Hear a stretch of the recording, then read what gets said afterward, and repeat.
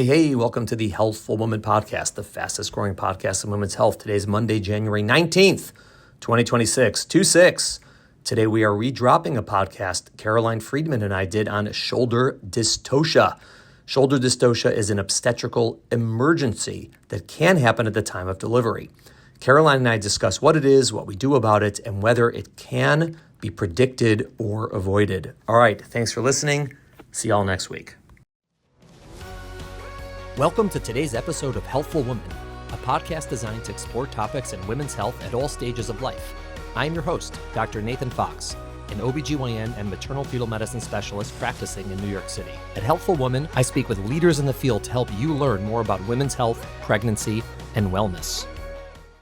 All right, Dr. Caroline Friedman, welcome back to the Healthful Woman podcast. Thanks for having me. We're going to talk about shoulder dystocia. And just so our listeners understand, what is shoulder dystocia? What are we talking about here? We're talking, first of all, about something that happens at the time of a vaginal delivery. When a baby is born, first the head comes out, since we don't do breech deliveries, which is feet first anymore. Generally, that's the hardest part of a delivery. And if a baby has gone through all the appropriate maneuvers in the part of labor that is required in order for a vaginal delivery to happen, generally the shoulders and the rest of the body kind of just fall right out, so to speak, after the baby's head is born. If the shoulders and the rest of the body don't come on their own after the head is born, we usually diagnose that as something called a shoulder dystocia. It's not like it has to happen immediately, but usually after a certain period of time, whether it be 60 seconds or so, or if we have to do additional maneuvers to help deliver the shoulders and the body, that's usually when we call something a shoulder dystocia. Yeah, the word dystocia is a word that we have in obstetrics a lot, and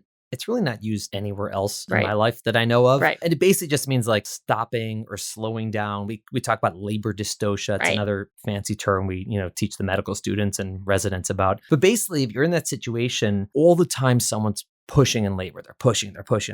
It's really to get the head out. Right. They're just trying to fit this head because the head's typically the biggest part of the baby. And it's also, there's bone. It's not as malleable, let's say, as the rest of the body. And so they're pushing. And then suddenly when the head comes out, everyone's like, yay! But the baby isn't out yet. Right. And like you said, most of the time after the head comes out, babies are shaped sort of like lollipops and the body just comes right out. So if the head fits, the body's going to fit. But occasionally it doesn't. And when that shoulder gets stuck, it's usually stuck behind the mom's pubic bone, which is that bone very low down on the belly, upper part of the pelvis that goes across from left to right. If the shoulder gets stuck behind there, for the obstetrician, that's like, all right, now more has to happen. Right. And it's not an issue usually with her pushing. It's sort of more geometry at that point, that it's just trying to come out where it's stuck. So that's what it is. How do you determine if it's, like you said, a normal delay versus an abnormal delay? Like, where do we draw the line between normal and abnormal, so to speak? Right. It's not 100% black or white. Not every provider does this exactly the same. But personally, after the head is delivered, I will sort of just wait, hands off, and see what happens next. I may ask the mom to push one or two more times to see if the body follows. And usually at that point, if it's been about 45 or 60 seconds and the body is not following on its own, that's generally when I'll notify the nurses that we have a shoulder dystocia and start to move on to some other techniques we have to try to relieve the issue. Right. There isn't a set definition. Some people will use like after X amount of time, like you said. Some people, it's just this gestalt, like, hey, I know it's normal and this is not normal. And a lot of things in medicine are like that, which is fine. Once you've done hundreds and thousands of deliveries, you sort of get a sense of when things are happening as they should and not. And okay, so the shoulder's not coming as it should. There's a delay. Why do we care? Like, what's the big deal? Like, we'll let women push for 4 hours when they're delivering the head. Why is 60 seconds or 2 minutes such a big deal for the shoulder? Well, the biggest concern is that if we can't get the baby delivered in a certain amount of time, that maybe the baby's not getting enough blood flow, because you're sort of in this in-between period where it's still getting blood through the umbilical cord from the placenta, but this is often compressed or being squeezed a little bit when the baby's in this in-between position, and it's not yet breathing and getting oxygen on its own because it's not born yet. So we need to figure out a way to get the baby delivered before that time happens, which generally is, 5-ish or more minutes, but we want to make sure that we're resolving the issue in a safe way, because if you're not, then there can be other issues, specifically like nerve damage or broken bones to the baby, which is obviously not ideal. When the babies are there and they're coming out, it's not always, but when they're in that sort of position you said where the head is out and the body is sitting basically in her vagina, right? The head is out already. You can see the head, the nose, the ears, the face. Right. They're not yet breathing. They haven't had an opportunity to take that big gasp and Right. start breathing through their mouth, their nose, their lungs. But like you said, the cord is frequently compressed at that point. So they're not really getting oxygen into their belly. And so think of it like the baby's holding his or her breath. Right. And so, okay, Exactly. 15 seconds, 30 seconds, a minute, nothing bad's going to happen in that time. But once it starts getting to 2 minutes, 3 minutes, 4 minutes, 5 minutes, it really can be a big issue at that time. And that's the worst complication that could happen from a shoulder dystocia. And that's one of the things we're worried about. But what ends up happening is just from the geometry of it, in order to dislodge the baby's shoulder from behind that pubic bone, there's a lot of things that either we need to do or sort of happens on its own. And that can be musculoskeletal issues, like you said. Like sometimes when the babies come out, they can end up getting a broken arm, like their humerus, which is the upper arm bone, or a broken collarbone or clavicle. Now that sounds pretty bad when a baby breaks a bone, but in fact, it turns out that's not such a big deal for babies, fortunately, because they heal so quickly. They don't need a cast. They basically do nothing and it just heals. So we don't want it to happen, but it's not sort of critical in that sense. But there could be nerve damage. Right. And there's these nerves that travel down sort of the side of the neck into the arms. Fancy term is the brachial plexus, if someone ever Googled that. And that's one of the things that tortures medical students in anatomy, to learn all the branches of the brachial plexus. But if that gets injured because the neck is getting stretched, there could be temporary or even permanent nerve damage, and the baby, then child, could have diminished function in that arm. So it's an issue. How common is this? How often does it happen in births? Luckily, it doesn't happen that often, but it happens, especially, if we're doing thousands of deliveries a year, we see it pretty commonly, which is good because we have a lot of experience with it. But for all intents and purposes, it happens probably less than 3% of the time. Yeah, it's a couple of percent of births. It's not that much. And what's hard with this particular situation is everyone, all the obstetricians know about it. We train for this. This is one of the obstetrical emergencies. And everyone knows that it could be a problem for the baby. But number one, it's rare. Right. Okay. But like you said, most of us are doing a lot of births. So even though it's rare, we see it enough that we can train it and know what to do, and the nurses and everybody. But having a shoulder dystocia does not mean the baby's going to get injured, right? Probably only 10% of babies who are involved in a shoulder dystocia have any injury. Right. And most of those injuries resolve, and they're not permanent. And so, if the baby has a temporary injury at birth, it's stressful and you don't want it to happen, and you don't, there's no reason that you would want parents or baby to go through that. But again, if it's something that's quote unquote an injury, but it's temporary, okay, we can sort of handle that. Right. But so if you think about the total number of babies who will be harmed permanently by shoulder dystocia, it's pretty unusual. Right. And so what do you do about that? Like, how do you sort of talk about that and counsel these very rare bad outcomes? And do you freak everyone out about it, or do you not? And that's a tough balance. Right, exactly. It's a hard question, and it depends on certain risk factors, but most of the time these things happen is when we're not expecting it, when the patient doesn't have any specific risk factors. And so you don't necessarily, like you said, you don't want to freak everybody out and tell everybody that this is a potential that can happen, but you can kind of see how things go and just have open communication with the patient during the labor process. As the obstetrician, every single one of us at every single delivery are thinking about it. 100%. And like 100% of the time when, we're super duper excited and say, hey, and the head's coming out and we're, smiling and this and that. And the parents are so excited and taking pictures. And, we are always like, where's that shoulder? Is it coming out? Do I have a problem or not? And people don't realize that is literally the one thing on our mind in every single birth at that point. Exactly.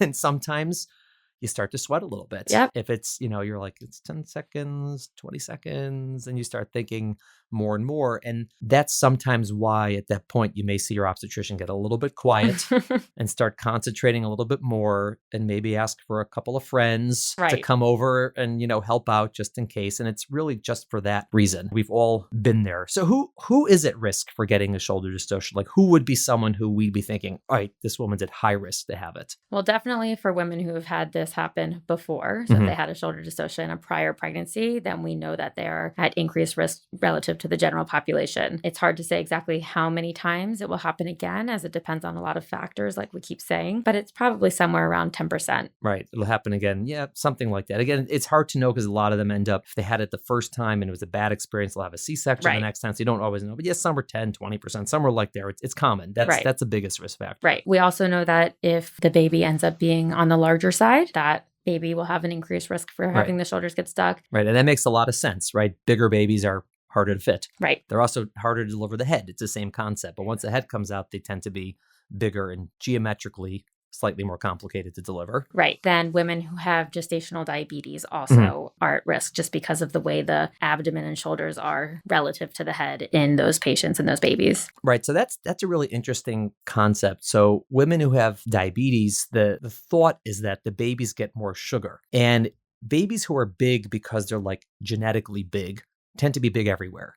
Big heads, long legs, they're just big. Right. And so if the head fits, the body's usually going to fit, again, proportionally. It may be harder to deliver them because the head's big, but once the head comes out proportionally. But when you take a baby that's supposed to be a certain size and give them extra sugar, their head doesn't get bigger, their legs don't get longer. They just get sort of bigger. And so their shoulders are wider, their bellies are bigger. And so proportionally, once the head comes out, they're more likely to have a disproportionate shoulder and trunk size. Right. For any baby weight, if the mother was a diabetic or gestational diabetic, the chance of a shoulder dystocia is a little bit higher. The mother's weight, the heavier she is there's a higher risk, but it's not as great a risk factor as those. Same thing like a long labor is a risk, but those are sort of softer risk factors because they're also so common. Exactly. So many women will gain a lot of weight in pregnancy and okay, it's not at the biggest risk. It's really, prior shoulder dystocia, big baby, diabetes. Exactly. Now, the hardest part I find is the big baby risk factor because as you know, and as I know, but not everyone realizes, we don't know the baby's weight till the baby's born. We only guess the weight and we're frequently wrong. Correct. We're always wrong actually, but the question is how wrong are we? Right. Are we a lot wrong or a little wrong? And so that's a tough situation because babies can be born and they're much bigger than we thought they would be, which can put us in a situation with the shoulder dystocia where we weren't expecting one, or the opposite, we're totally, freaking her out that her baby's so big, so big, so big, and then the baby's not so big. And then we scared her or maybe done things that we didn't need to do ultimately. How do you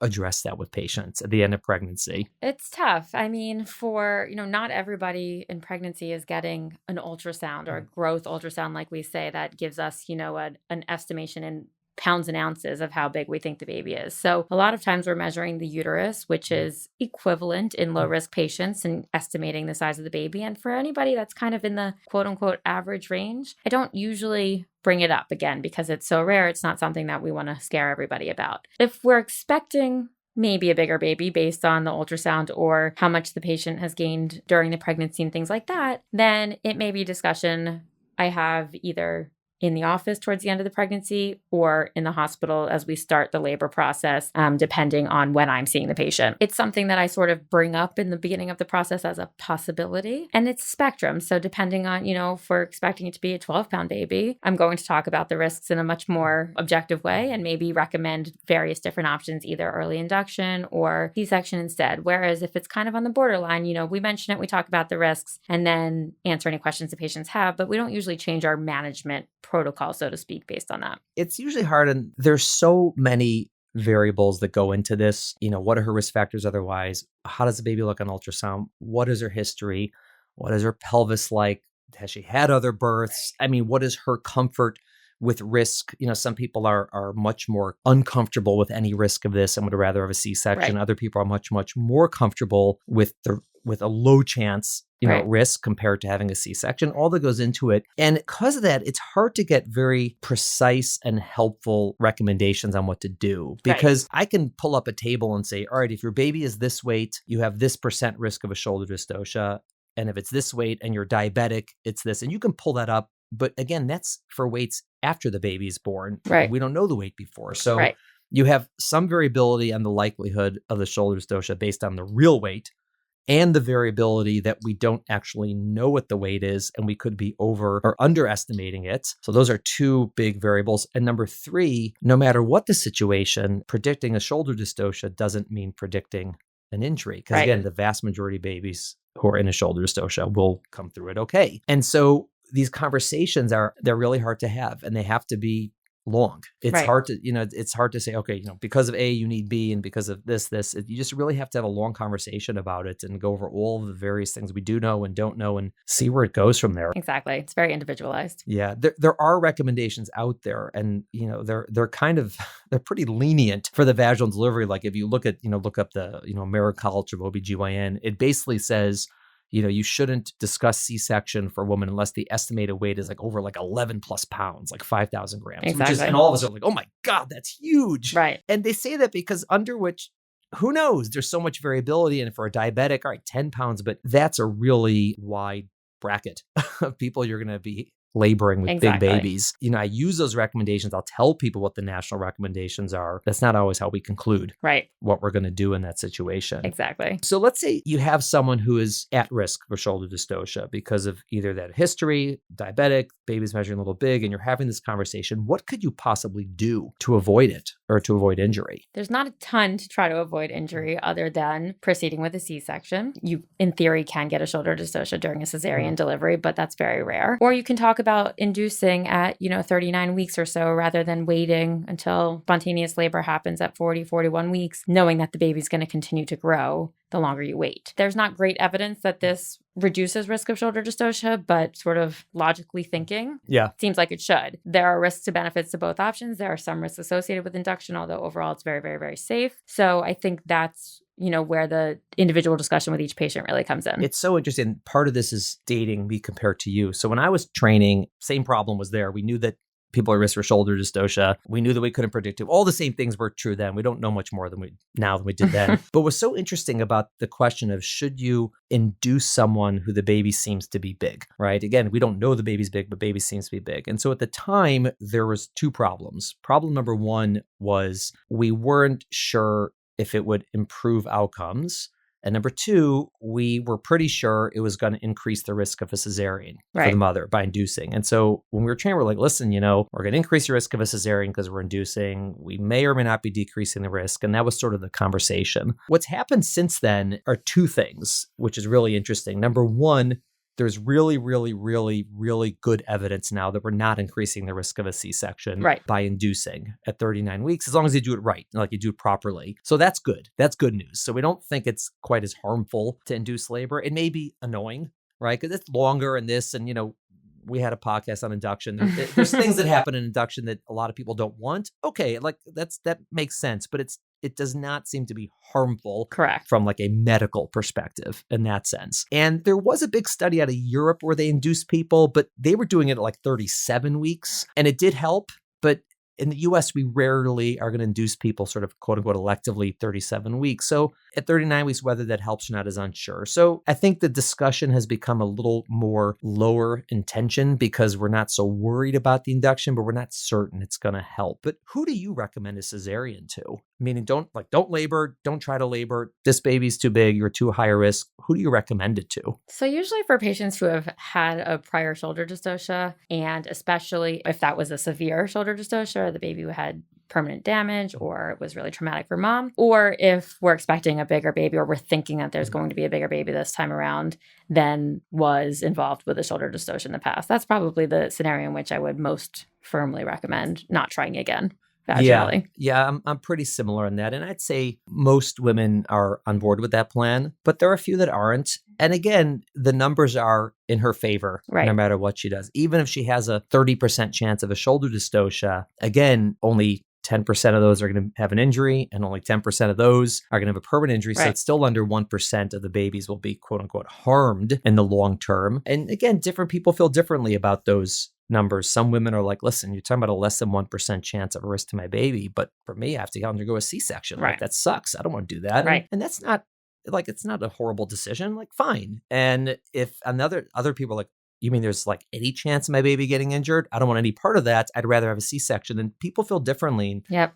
Ultimately, we're just going to tell them what we think is safe. And, unless they're making some insane decision, we're going to go with it. What about in terms of the estimated weight? Do you have like cutoffs that you use or that you're comfortable with, or is it a lot of gray zone? It's a lot of gray zone. I certainly try to abide by the ACOG rules or the suggestions with the estimated fetal weight of 5,000 grams without diabetes and 4,500 with. And then, we'll, in that sort of gray zone underneath that, but still seeming big, we'll kind of have a discussion. I tend to be more concerned with the diabetics. Those babies really do have a different proportion than the others. And also what she's done before. If it's a first baby versus their fifth baby, and she's, someone's delivered 4 9.5 pound babies before, you're not quite as worried, obviously, even though it could happen, it's just not as likely. It's also difficult because different doctors counsel people differently. So patients hear different messages sometime. And I think, some of that's on us that we're not doing a great job being consistent, but some of that's just the inherent uncertainty of this. And I think, people need to understand that there's a lot of things that happen with obstetrics and medicine where there isn't a right answer because we don't know all the data and we don't know the exact risk and we don't know exactly what's going to happen. So a lot of it is personality, just how people view these things. Exactly. Yeah, I mean, I have people who are very adamant that if there's any risk whatsoever, boom, let's schedule C-section, happy. And others are like, unless you're telling me that you're certain my baby's going to be harmed, I am not doing a C-section. Right. And both those women are perfectly reasonable. Right. They're just different. And there's everybody in between. And some people are asking you, like, what should I do? And other people are saying, I really want to do this. And again, everyone is so different. It makes medicine interesting, actually, that humans are quite different from one another. Yeah, exactly. Okay, so let's say someone's laboring, right? And they're either at risk for a shoulder dystocia or something is happening that maybe we think now they're at risk for a shoulder dystocia. What might you do differently during the labor? Like, do you ever stop a labor and say we're going to do a C-section in the middle of labor because of that? Or is it just stuff that you prepare for the delivery itself? Usually just for preparation for the delivery. I mean, if we're expecting a larger baby and mom has been pushing for 3 hours and I'm a little worried that something may happen, I may be a little less willing to do quote unquote heroic measures to get a vaginal delivery. We may say, well, this may be dangerous. Let's try for a C-section. But it's more about making sure that, you have all hands on deck, that your nurses are aware of the potential for shoulder dystocia, that other doctors on the labor floor are aware that you might call for help, kind of be thinking about which, like you said earlier, which way the head is coming down and which shoulder will be potentially the problem shoulder, and just kind of mentally preparing for